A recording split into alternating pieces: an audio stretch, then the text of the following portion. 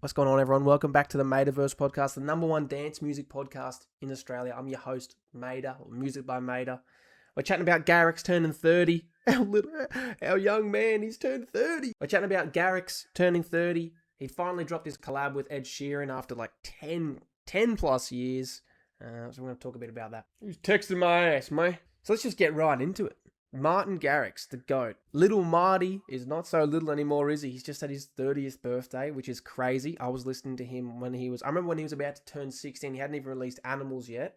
He dropped Torrent with Sydney Sampson. And obviously like Key Gen the year before, I believe, or maybe the start of that year. Either way, it's really, really wild to think he's just turned 30, because it's like a big a big mark for all of us who sort of got into EDM around that time, and all those artists, all the Hardwells and things like that. Like, to think that Martin Garrix, he was this 16-year-old kid who was doing it all, and he's playing at Ultra and this, that, and his songs have blown up. It's a 16, 17-year-old kid, oh my gosh, the wonder boy of EDM, the Justin Bieber of EDM, right? Is now 30? Holy fuck. Makes me feel really old. I'm 27, about to turn 28. I'm 2 years younger than Martin. So I always sort of compared myself to him, I think, like age-wise. I thought, well, he can do it, so can I. And he's a few years ahead of me, A few years ahead of me, bro. That guy's decades ahead of me. I ain't done shit compared to him. Martin Garrix is a very special person in the scene. Like, I consider him one of the GOATs. If you look at the Mount Rushmore, to me, he belongs up there. Just for what he's done for the scene, the way he's stayed where he has the past 10 years. He's really not fallen off. He hasn't had big hits like a Scared to Be Lonely or anything like that too recently. But he's already cemented, in my opinion, as one of those legends, one of the GOATs of dance music in the EDM scene. To break out the way he did. There's always going to be controversy. People will say, people like to hate on Animals. I even hated on Animals a bit when it first dropped. I thought, this sounds simple as, but as you get older and you get more into the music scene and things like that, you understand, like, none of that happens by accident. And furthermore, the fact he's stayed as big and as relevant as he is means, it was no accident. He's a legend. He's a legend. I don't even love every single song he puts out at the moment, but I think the reason Garrix is so significant to myself and all these other people that are chasing this dream is that, Martin Garrix made a whole generation and is still making generations of young producers believe that we can do it too. Like, I was already committed to wanting to be a DJ and a producer, but when I was watching him in 2014 at Ultra Miami, I was watching Martin play the main stage. It was raining at Ultra a little bit, and it was raining outside.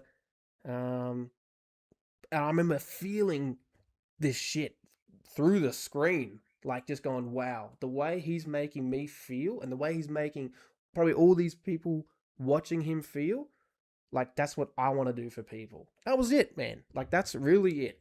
He made and is still making all of us believe we can do that too. Now, yes, we're a lot older. I'm a lot older. But, like, having a Martin Garrix, like, now the generations have a John Summit, right? Or even some of these other, like the Fred Agains and things like that. Like, that's the current generation's Garrix. But Garrix was that before all of these guys came along. To all of us, like, I'm born 1998.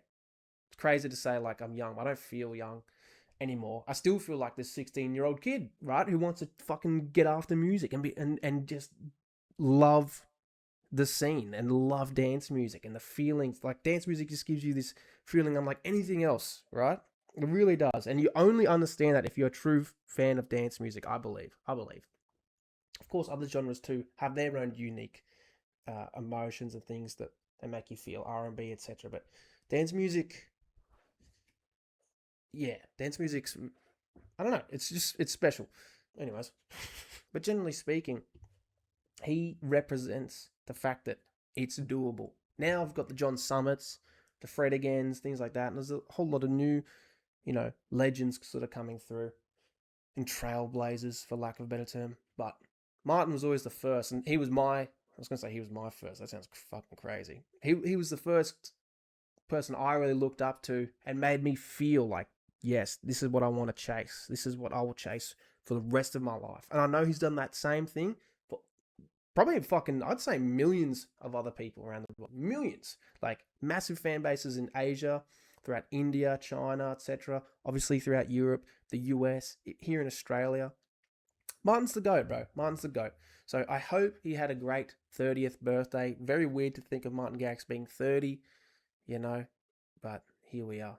Now, with Martin Garrix turning 30 years old, he's celebrated by releasing a long-awaited collab that was really put out there about 10 years ago. So back in 2015, him and Ed Sheeran teased a song called Rewind Repeat. It was called Rewind Repeated at the time. He played it, I believe, at Ultra in 2015, 2016.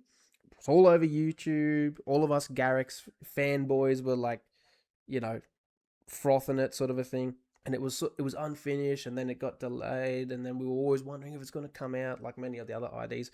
Obviously, him and Ed, stayed good friends, and now, for his 30th birthday, they've decided to come together and they've put it out. They've gone back, they've revisited the track, finished it up, changed a couple things by the sounds of it. I haven't fully listened to it yet, but I'm keen to just listen to the track fully. And then we're also going to listen to the original version, and we'll compare. Anyways, let's have a listen. Yeah, come here. Martin Garrix, Ed Sheeran, Repeat It. Also, shout out my boy Mark Otten, because he was on the guitars for this. Another legend, yeah? Stay for the night. So they kept the same. Call it what you want to have you. Probably redid the vocal, I don't know. Or like recomped it. Still that same melody though. So they've changed this bit up. But you can hear it's a much more fleshed out track now, especially compared to the old version.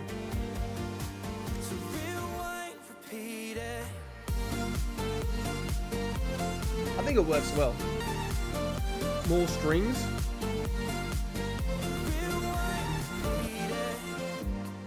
So obviously it's not as aggressive as like a traditional Garrix song. I think it works really well though. Martin's been experimenting, especially over the past, not experimenting, I guess just over the past 5 to 10 years. He's really developed his sound. He still makes bangers now and then, like aggressive club tracks. But he's found a really good way to like write these pop songs. Obviously he has a good team around him too. Some great co-writers. You've got Osrin, I know he does a lot of stuff with. Mesto still he does a lot of stuff with. A couple of these other boys from like Sweden and things. He's really found a great formula from turning, like this is quite a soft song, for lack of a better term, but it still would work. It still would work at a festival. Obviously, it still work at a Garrix show because we're all Garrix fans, right? But because it's not like a heavy hitting four to the floor house song, but it still just works. It's a happy sort of uplifting track.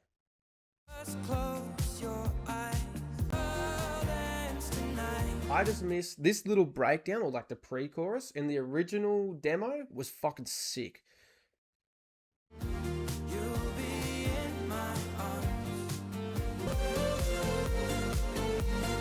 I like that they kept the original melody.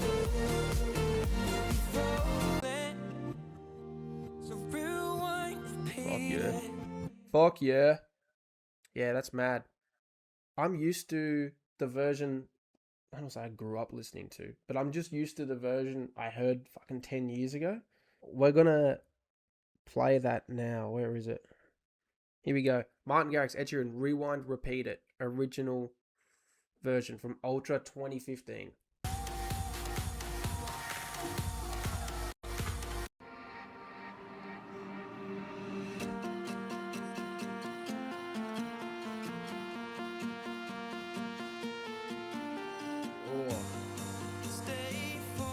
Fuck, that's vibey. Might be the same vocal. So this one's a bit more EDM-y. You can hear it. There's less guitar, like less acoustic instruments. There's just a guitar faintly in the background, I think. Look at this. People already singing the fucking words, bro. It wasn't even out. This pre-chorus is so nice.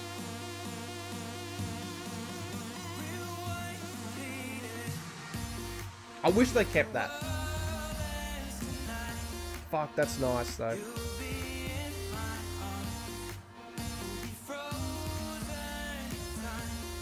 But the drop, the drop was a bit. It's not bad, but you could tell why Ed's team were like, nah, bro, we're not releasing that. He was at the time releasing Multiply, that his massive album Multiply, at the same time, so they weren't going to throw that on there. But just that second, that little pre-chorus is sick.